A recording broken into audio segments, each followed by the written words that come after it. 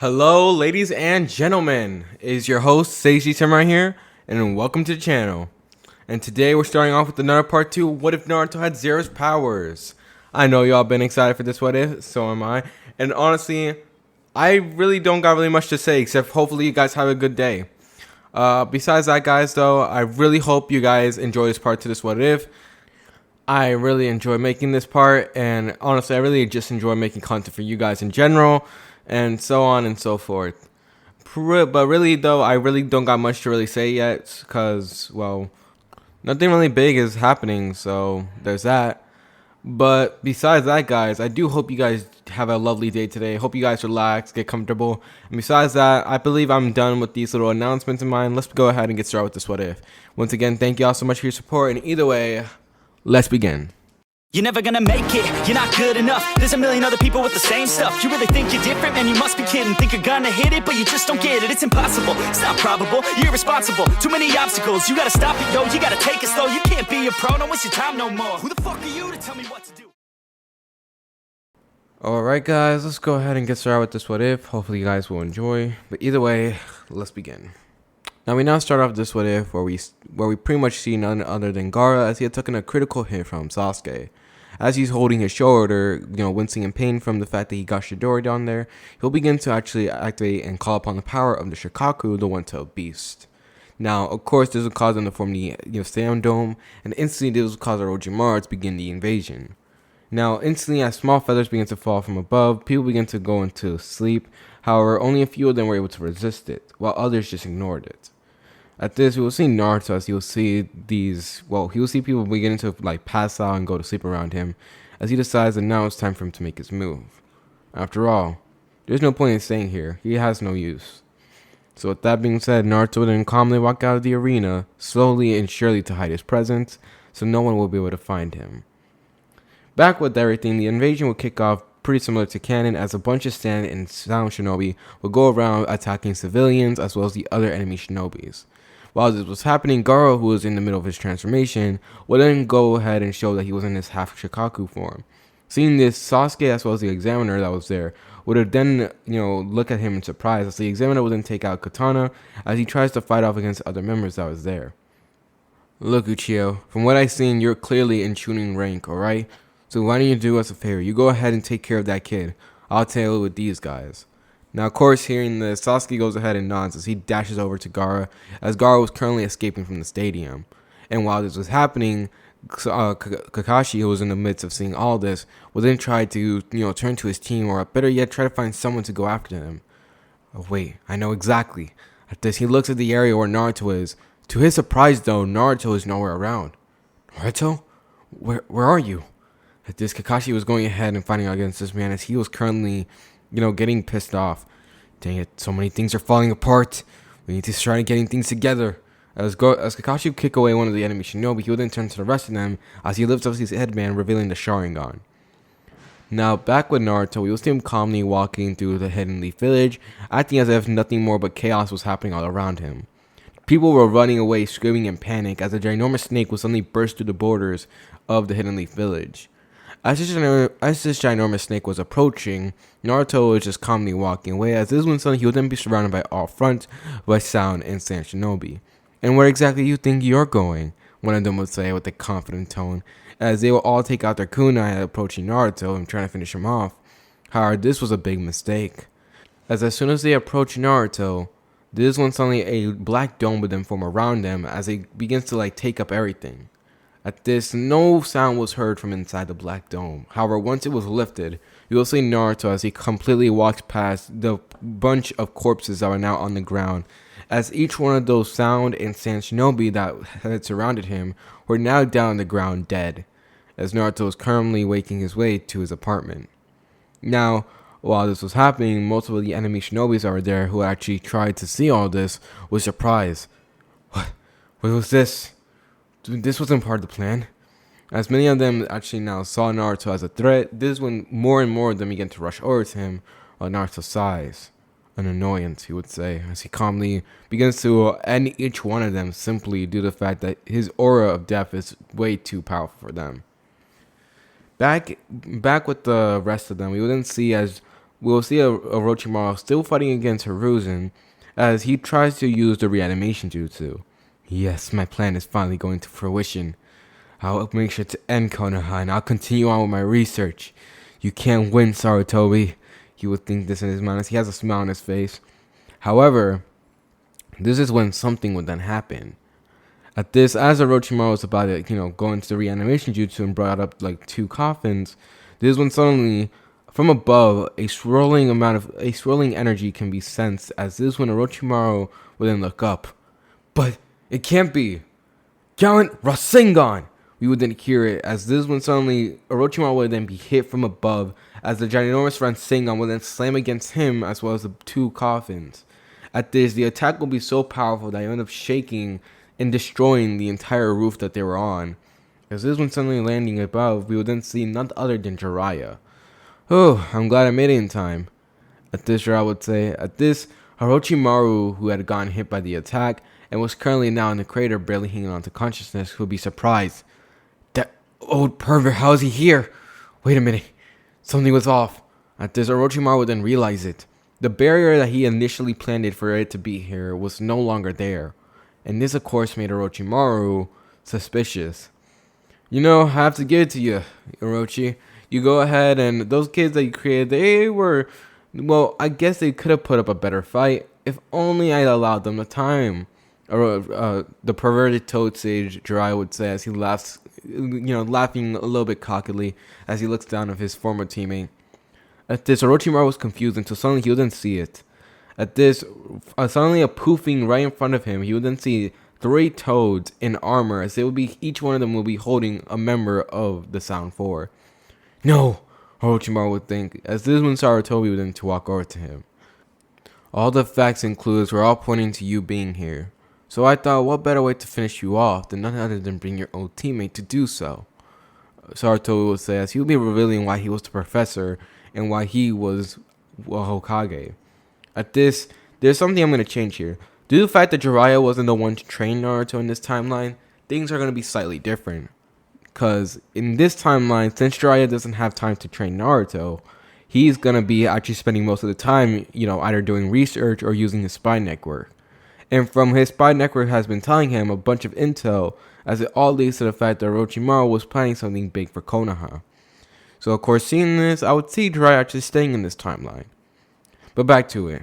As Orochimaru would look at Jiraiya in a pissed off expression, he would then suddenly begin to open his mouth as another Orochimaru would then sprout out.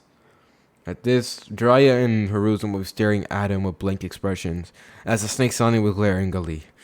Damn you! But if you think this is the end, then you're wrong. At this is when suddenly Orochimaru would then blitz into hand signs, as Orochimaru would then suddenly do the summoning jutsu, summoning out Manda.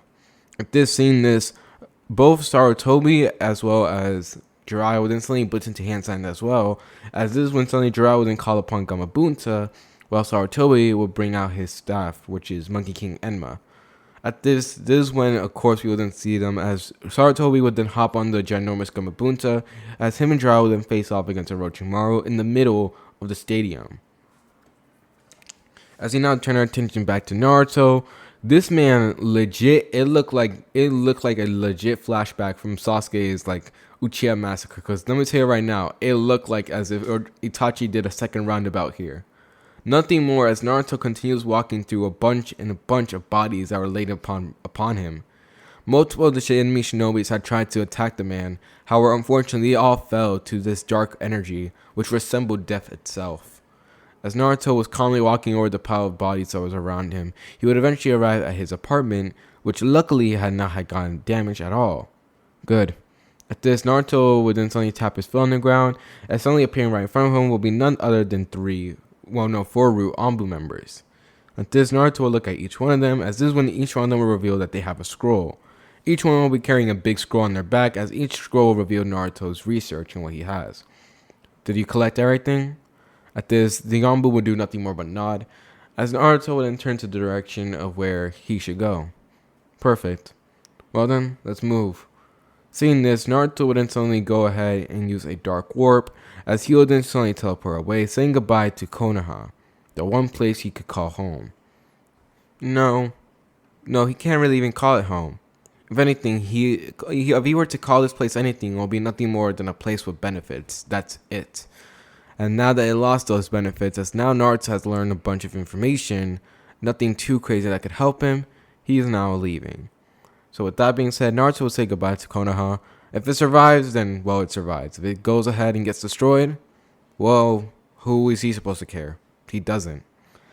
And just like that, in a small flash of darkness, we would then see no longer, as today was the day that not only did Konoha got attacked by the snake signing Orochimaru, but it also marked the day that they lost their Jinchuriki. So back in Konoha, the events would still end up taking place, as Sasuke would eventually end up catching up to Gaara and end up actually putting up a good fight. However, he unfortunately goes down, as this time, in this timeline, he doesn't get the curse mark. Mind you, he does not get the curse mark. And so due to this, Sasuke ends up getting beaten up quite easily. And due to this, even worse, since Sasuke doesn't have the power, he's going to end up getting a little bit more even. Well, he's going to end up getting beaten up even more brutally, since the fact that Naruto isn't there to save him. As we turn our attention to the sightings as well as the Hokage, Orochimaru is unfortunately at an incredible disadvantage, mostly due to the fact that he's up against both Jiraiya and Hiruzen, so I could see both of them actually beating up Orochimaru. Dang it, Orochimaru would think, as he looks at both his two, friend and sensei, as this was literally looking like the end for him. The Sound Four were supposed to trap Hiruzen and him together, where he would most likely try to jump the man with the two Hokages.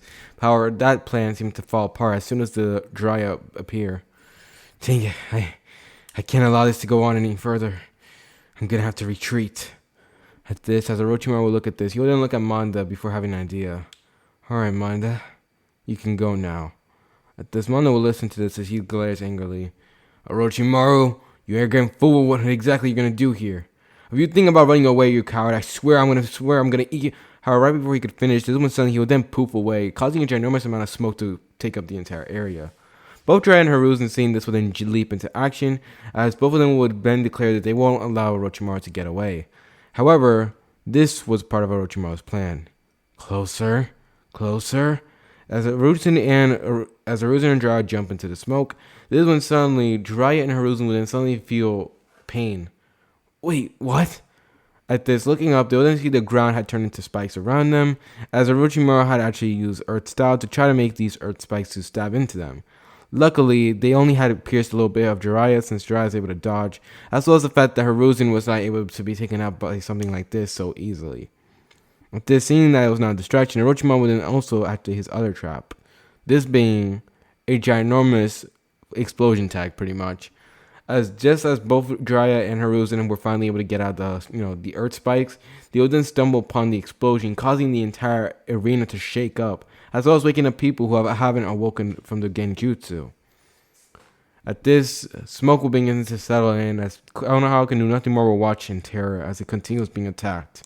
At this, suddenly, some of the Sand Shinobi as well as the Sound Shinobi all begin to leave, as if they have just gotten a signal that it was time for them to retreat. While doing so, many of the Konoha people that are still fighting would actually begin to capture some of them and ready to take them in. However, one of the group that was actually exploring the area would then see it. Wait, what? At this, multiple bodies of Sand Shinobi as well as Sound Shinobi were there. Each and every single one of them laid out. At this, the shinobi would then begin to walk over as he looks at and he begins to inspect the bodies. There was no injury, there was no sign of fighting, there was no stab wounds, there was nothing there. As if they're completely fine, but there's no heartbeat. At this, he will look around so confused, as this when suddenly more of his teammates would then arrive. Hey, what are you doing? We gotta round up the civilians, and he wouldn't stop as he also see it. What caused all this? He began to walk over to the bodies as they began to inspect them as well, and once again, each and every single one of them seemed to have fallen by the same fate. What could have caused this? As they were looking around, one of the members that would seemingly be the captain would then actually look at the trail as it goes directly to a certain Jinchuriki's house. Wait a minute. At this, they begin to actually follow the bodies as we will now turn our attention back to Jiraiya as well as Hiruzen. Now, just like that, after making the big explosion, we will see both Jiraiya and Hiruzen as they easily had escaped the explosion, as this was nothing to them. However, unfortunately, this explosion had caused enough dust and chaos to see that one, not only are the Sound 4 gone, but Orochimaru was also gone as well. Dang it, he left, Jiraiya would say as he goes ahead and curses. However, Hiruzen would have to step up. It's fine. After all, even though he may have gone to drop on us, we were able to stand strong and prevent it. All things are well. As Hiruzen would say this though, this is when suddenly a big boom would then be heard, as they would then turn to the area. Oh yeah, the Sand Jinchuriki.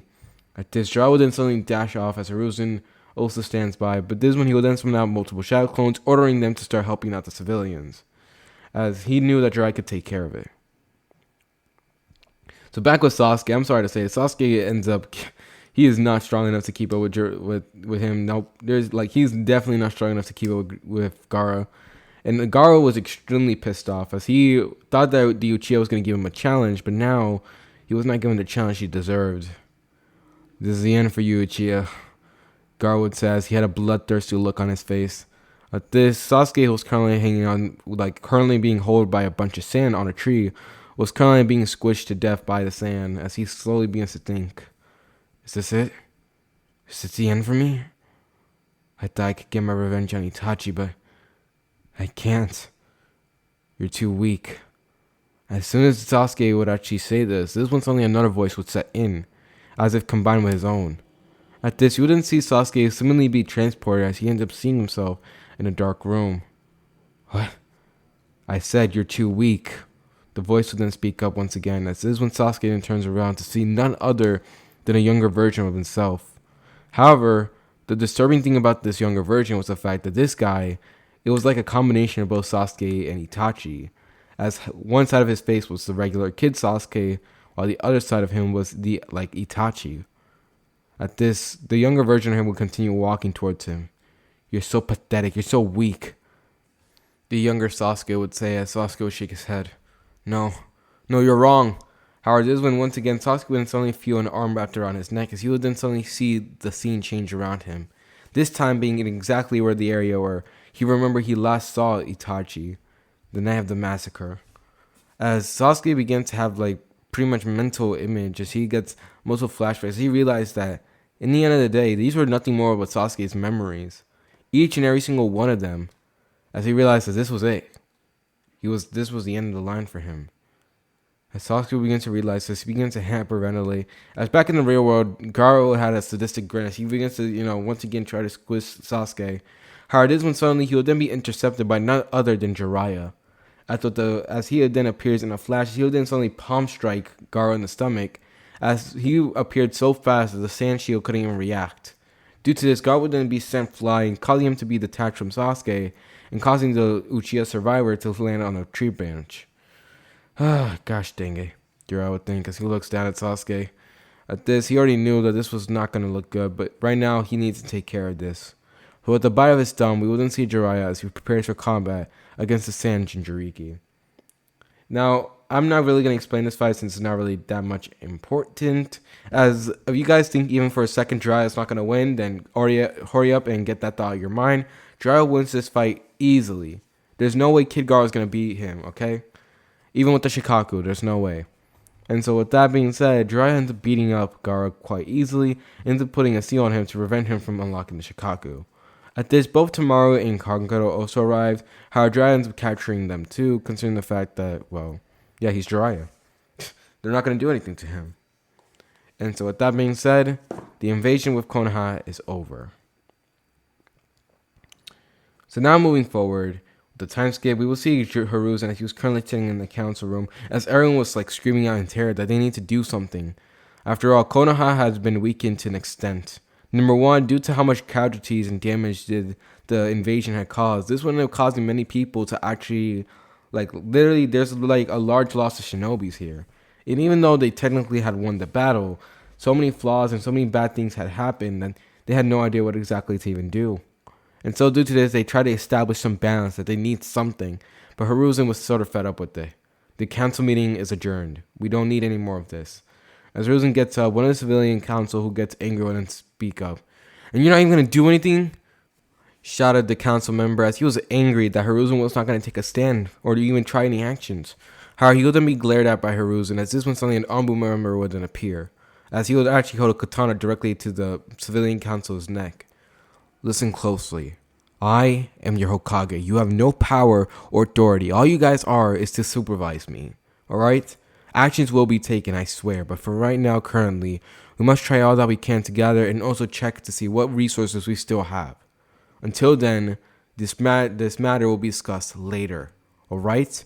Meeting adjourned. As with that cold tone of the Hokage, Hiruzen would then storm out of the council meeting as he decides that he needed a break. As we change scenes to when Hiruzen arrives back to his office, he will sit down taking a sip. Although Hiruzen said that this was their victory, he could not be more wrong as Hiruzen was taking a sip. Jiraiya, you know that we failed, right? As Hiruzen would say this, we would then see right outside of the Hokage's tower and leaning against the window right outside, Jiraiya will be there as he had a solemn look on his face. He and Hiruzen still were surprised about the information they gotten after the war. Flashback. After all the casualties were taken to be healed, and after everything began to settle down, many of the Shinobi forces were taking the Sand and Sound Ninja that were currently injured into custody, as well as also making sure to begin to clean up the area. However, some things did happen.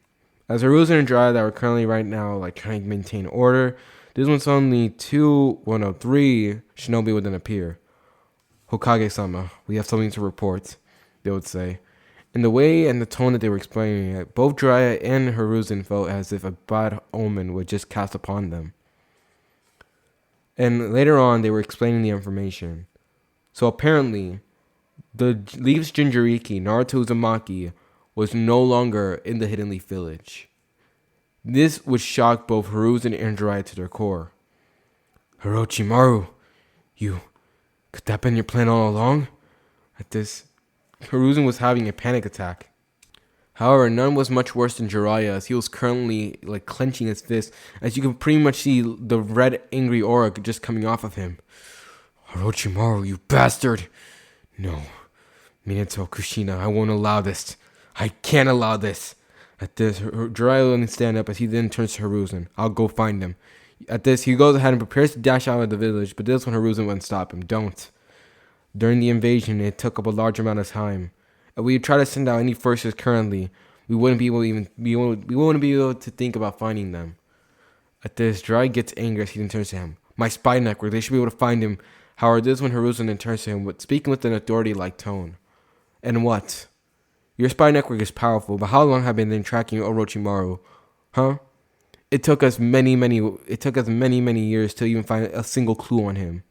Heck, if your spy network was even a little bit faster, we could have actually stopped this invasion. Let's face the facts, Jiraiya. This is our loss.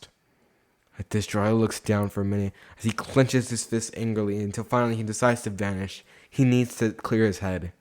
As Hiruzen would see this, he understood Jiraiya's pain though, as he himself was feeling upset. Orochimaru, I swear, if I ever get my hands on you, I swear I'll make you pay. Minato, Kushina, I'm sorry, but I failed. As Hiruzen would say these words solemnly, he would then turn to the Shinobi, thanking them for the information, as this is where we now return back to the present. Jiraiya will be looking down for a few seconds as he decides to go off to go get drunk or whatever, trying to take the mind off of the recent events. However, that didn't mean that Jiraiya was going to stop.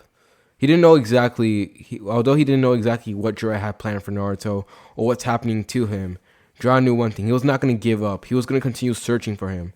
And if he ever were to find Naruto, or heck, if he were to ever find Orochimaru, well, he would return Naruto back to the village.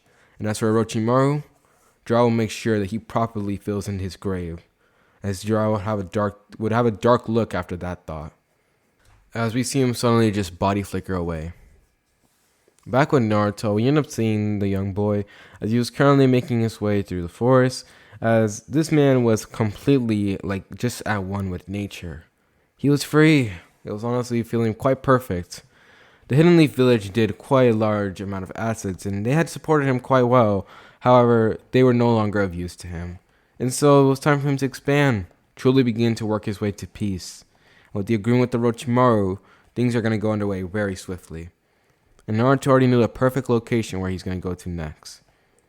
At this, as Naruto was walking to the direction, he wouldn't stop as he summons out another one of his demonic Anbu members. Report back to Zabuza and Haku. At this, the member would nod, so it didn't begin to, vanish as he goes to plan to report what's happening to both Haku and Zabuza. So that way they know exactly where Naruto went, or not to return back to the Hidden Leaf Village. As for Naruto, he already knew the perfect area where he was going to go. As we then changed scenes. At this, the area was quite destroyed. In fact, there was barely anything left. However, Naruto was still going to make use of it. At this, we end up seeing arriving as the demonic Anbu members that were there would then suddenly begin to move around as Naruto would then summon out multiple shadow clones, telling them to work, which the clones begin to do so. Yes, this is it. At this, we wouldn't see as Naruto would then call this place his true and proper home, Uzagakure, as he had a smile on his face as Naruto begins to walk down. Now, this would be actually the very first instance as Naruto could actually remember this. He had heard and described, this feeling was described multiple times to him, but he never truly felt it until now. The feeling of happiness, as Naruto would look at his new awaited home with a smile on his face. What do you think is going to happen to Konoha now that they lost their infamous Jinchuriki? What do you think is going to happen when they have to go ahead and search out for Tsunade? And what do you think is going to happen to Naruto now that he is no longer in Konoha? So many things, so many events are now removed from the key story that now things are completely out of the box at this point. But more importantly, what do you guys want to happen? You guys go ahead and type down in the comments if you want. If not, you guys don't really have to. Although I suggest you do. You guys can go ahead, comment me how you feel about the what if. What do you guys think should move forward? And pretty much just really any of that stuff, really. Sorry, guys, if once again I'm low on energy. My gosh. Not gonna lie to you guys. I worked out for 3 hours straight yesterday. 3 hours.